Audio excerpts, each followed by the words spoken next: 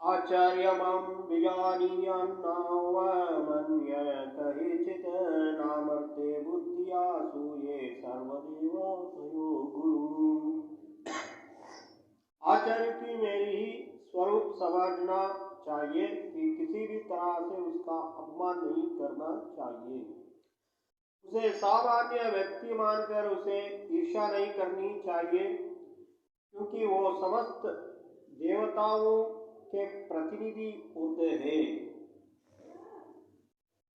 सद्गुरुदेव अखिल सारे जितने शतकोटि देव देवता है, शक्तियां है, उसकी शक्तियां है, सारा का सारा गुरु प्रतिनिधि होते हैं। वो भेजा गया एक अलौकिक शक्ति गुरुदेव होते हैं। सारे देवता मिलके बात करके गुरु जी को जगत में छोड़ते हैं धर्म की रक्षा के लिए। इसलिए गुरु को सामान्य व्यक्ति जनसामान्य नहीं समझना चाहिए, ना सोचना भी चाहिए, ये अपराध होता है।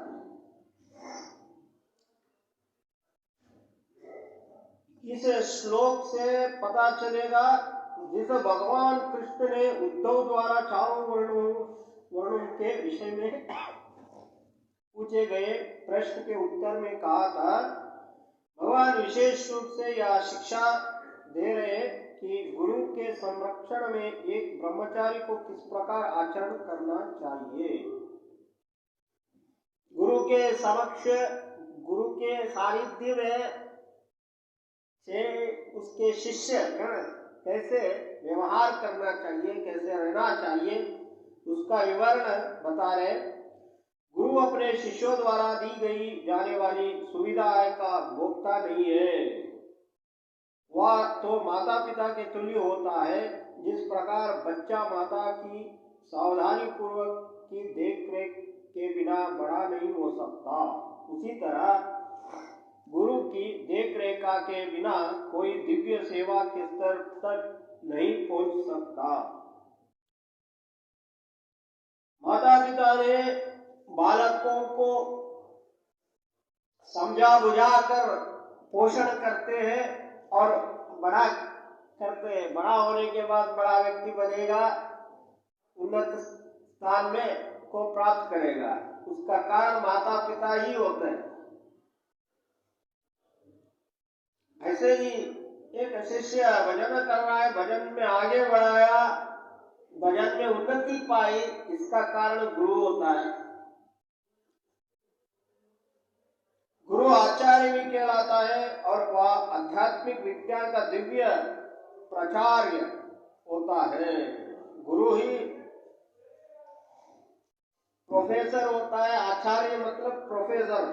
प्रोफेसर होता है आध्यात्मिक विज्ञान का। जो आध्यात्मिक विज्ञान है, भजन करने का एक तरीका, भगवान की ध्यान करने का एक तरीका, भगवान का चिंतन श्रवण करने का एक तरीका गुरु सिखाते हैं।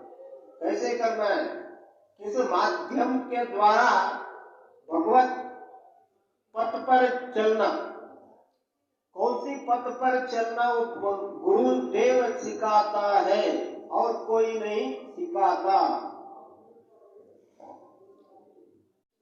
में आचार्य के कट्टियों की व्याख्या हुई, जिनसे बतलाया गया कि प्रामाणिक गुरु शिष्यों का बार बार अपने ऊपर लेता है, गूढ़ से गूढ़ वैदिक ज्ञान की शिक्षा देता है, उनको दूसरा जन्म देता है। गुरु से दीक्षा लेते ही दूसरा जन्म प्रारंभ हो जाता है। उसी जन्म से एक गुरु ने शिक्षा देता है, गूढ़ा की गूढ़ मर्म का भेद करके मर्म को बताते। आध्यात्मिक विज्ञान के अध्ययन के लिए शिष्य को दीक्षा देना उपनीत कहलाता है। उसके अर्थ में संस्कार जो शिष्य को गुरु के समीप लाता है। जो शिष्य है वो गुरु के पास नहीं जाता है, उसका संस्कार जो है वो गुरु के सानिध्य में ले जाता है, गुरु के चरणों में लाके छोड़ता है, जो शिष्य का संस्कार रहता है, प्रारब्ध, वो प्रारब्ध ही पहुंचाता है गुरु तक। इसलिए हमारा संस्कार सही रहना चाहिए, उन्नत स्थिति में होना चाहिए। इसके द्वारा सत्संग करना चाहिए, भजन करना चाहिए और भागवत का श्रवण करना चाहिए। इसी से हमारा संस्कार बनेगा। जो गुरु के सामीप्य नहीं लाया जा सकता उसको जनेऊ नहीं दिया जा सकता।